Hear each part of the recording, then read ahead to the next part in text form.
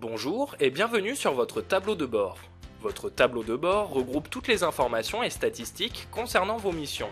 Vous pourrez ainsi consulter toutes vos données en un seul coup d'œil. Vous aurez ainsi accès à des données métriques comme le nombre de crédits dépensés, le nombre de prestations validées ou le nombre d'appels réalisés, mais également à différents graphiques relatifs aux appels et à leur classification.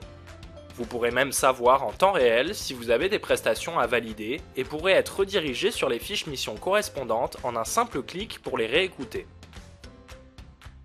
Les statistiques affichées sur votre tableau de bord correspondent par défaut à celles de l'ensemble de vos missions en cours ce mois-ci. Afin d'analyser une mission en particulier ou le travail d'un ou plusieurs téléopérateurs, vous pourrez toutefois appliquer différents filtres à votre tableau de bord. Vous pourrez ainsi choisir de faire apparaître les données correspondant à un certain type de mission, aux missions en cours ou archivées, ou même à une mission en particulier. Vous pourrez filtrer les statistiques relatives à un ou plusieurs téléopérateurs, mais également indiquer ici une période spécifique à afficher.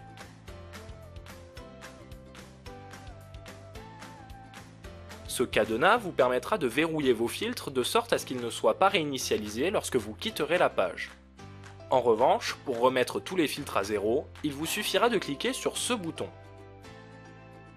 Votre tableau de bord est 100% personnalisable et affiche vos informations en temps réel. En effet, il se compose de plusieurs blocs ou modules que vous pourrez agencer et personnaliser à votre convenance. Pour modifier un bloc, il vous faudra tout d'abord passer en mode éditable en cliquant sur ce bouton. À l'aide de votre souris, vous pourrez ainsi agrandir ou réduire sa taille.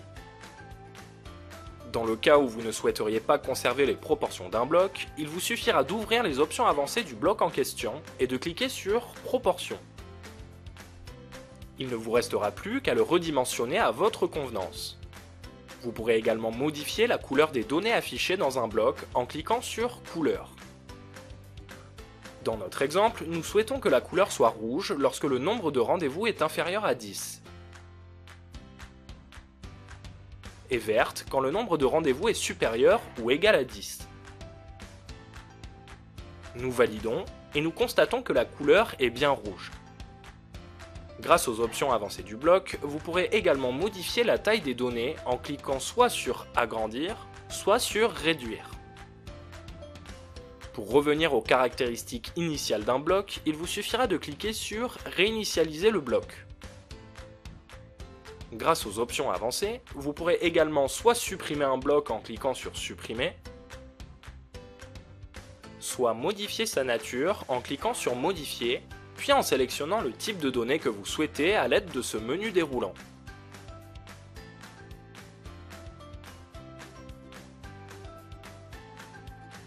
Pour ajouter un bloc, il vous suffira simplement de cliquer sur le bouton Plus et de définir à l'aide du menu déroulant le type de bloc que vous souhaitez.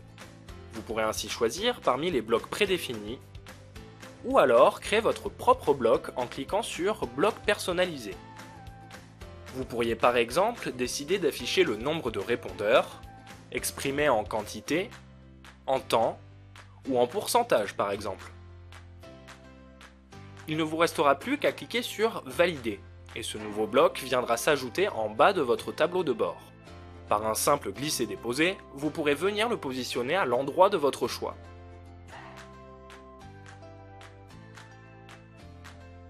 Notez qu'en fonction de la nature des blocs, les options avancées peuvent comporter des options supplémentaires comme l'affichage ou non de la légende pour les graphiques, l'export de fichiers pour le bloc relatif aux fichiers de prospection,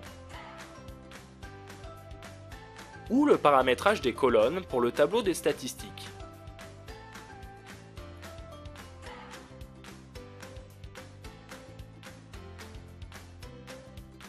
Pour conclure sur le mode éditable, sachez qu'il est possible de sauvegarder le modèle de tableau de bord que vous venez de créer en cliquant sur ce bouton et en lui donnant un nom. Cela vous permettra de créer différents modèles en fonction de vos besoins. Pour changer de modèle, il vous suffira juste de cliquer ici, puis de sélectionner celui de votre choix. Vous pourrez ainsi choisir d'utiliser un modèle par défaut ou un modèle que vous avez créé. Et enfin, pour sortir du mode éditable, il vous suffira de cliquer sur le cadenas pour le refermer. Nous espérons que cette vidéo vous aidera dans l'utilisation de la plateforme. N'hésitez pas à nous contacter pour toute autre question, nous nous ferons un plaisir de vous répondre.